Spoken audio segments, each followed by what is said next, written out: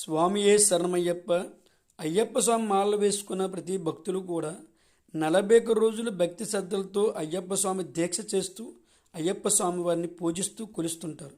అదేవిధంగా మాల విసర్జన అయిపోయిన తర్వాత ఆ అయ్యప్ప స్వామి వారి పటాన్ని ఇంట్లో పెట్టుకోవడం కానీ దేవుడి గదులు పెట్టి పూజ కానీ ఎందుకు చేయరు అనేది అది అర్థం కావట్లేదు. మరి చేయకూడదని ఎవరైనా చెప్పి ఉంటారా?